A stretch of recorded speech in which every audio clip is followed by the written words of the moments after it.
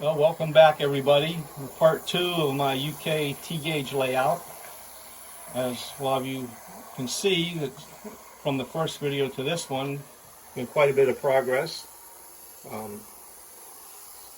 Have the trains running right now and doing pretty well so far. Sometimes there's still some areas that need tending to, or some foliage needs to be cut back because it hits the train as it goes by, but those are all things that will fine-tune at a later date. So look, as the trains go around here, one of the first things I did after the last video is I started, well, it was the first thing, I started putting the forms down that I wanted for the layout. And then after that, once I knew where I wanted the river, I carved it out, the foam, and painted it with burnt umber paint, acrylic paint, and then glued down some rocks for the riverbed. And up here, the river flows this way. It's narrower here, comes down probably fast flowing, a lot of rapids and a lot of big boulders, and then it comes down under here, and then it kind of slows down as the river gets wider and makes its way along here and off of the layout. The next step that I did, I put the bridges in place.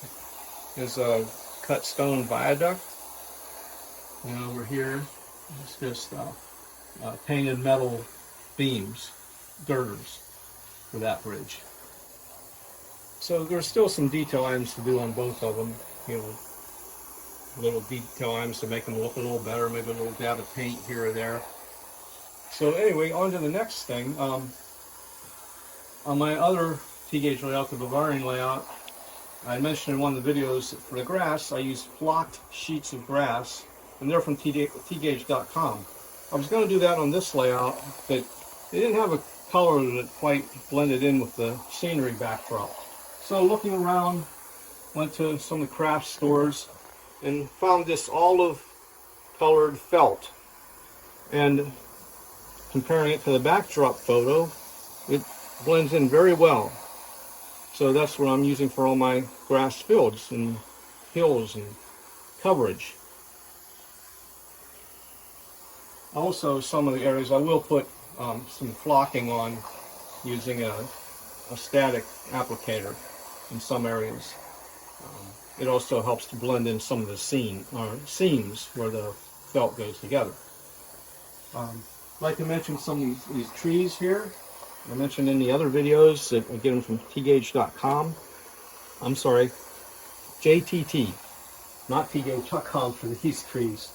Although I have used tgauge.com trees, they're very good also. So what I do, buy these, and they're marketed as, I think, N scale or HO scale trees. You can use them for either scale. Well, what I'll do, I'll get a tree like this, and then just cut off the limbs, and you're left with a full-size T-scale tree. And you can just, you put the branches together however you want it to look, and there you go, ready to be planted. And that's what I've used for the bulk of the wooded area here and other areas throughout. Other trees, such as these over here in the near the buildings, they're more detailed trees, and they are still from JTT Scenery Products.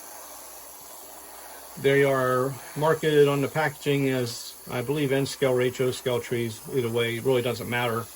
But they make a nice large tree for T-gauge, like about anywhere from whatever, a 40 or 50 or 60 foot tree. And they're highly detailed and give a good impression.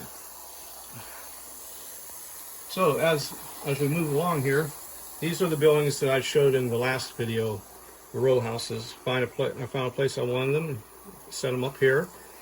They're also back here. Also, since the last video, I obtained a service garage from CustomZscales.com. Also with these sheds from the same company, and also this abandoned railway platform station, freight station. There's also some goings over here from CustomZscales.com. I'm thinking of maybe using it as an antique store. It has a sign on there, antiques, and the various warehouses that they may store their items in. May change some colors on those, I'm not sure yet. That's probably where that will go. Also want to mention, I should have mentioned it earlier, but when I was talking about the river, this is also Woodland Scenics material, resin that I used for the river. Okay, let's stop the trains for a minute and we'll look at this tunnel. So just like the Bavarian layout, I also want a tunnel in this layout and want it to be removable for cleaning and access, etc. So I use the same technique as the other layout. Tunnel entrances are all glued on to a nice stiff piece of wood, and the foam glued onto that. The wires connect down here for the power for each track, and then for the switch machines it goes under the scenery over where the switches are. While we have this off, might be neat to look at this castle or Bastel ruin that I have there up on the hill. And then also down here is a Longbarrow's grave, ancient grave, and put a little trail, walking trail that goes all the way down the mountain, down to a little parking lot here where people can pull off the road and park if they want to walk out and see that. So now we have that shown. Look over here, and you see I have a lot of forms made with the styrofoam, and then I'll cover it with the grass also, and trees, etc. One last thing I want to mention for this video is the edges. So I'm going to go over here and grab these real quick. So this will be for the front of the layout.